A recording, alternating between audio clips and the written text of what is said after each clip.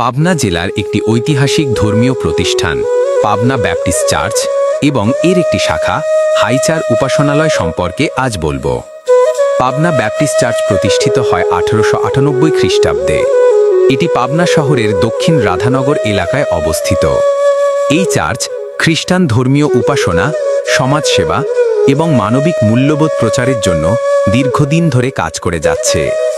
এই চার্চের অধীনে রয়েছে হাইচার উপাসনালয়, যা স্থাপিত হয় 1931 খ্রিস্টাব্দে এবং পুনর্নির্মাণ করা হয় 2007 সালে। উপাসনালয়টি খ্রিস্টান ধর্মাবলম্বীদের প্রার্থনা, শিক্ষা ও সম্প্রদায়ের ঐক্যের কেন্দ্র হিসেবে ব্যবহৃত হয়।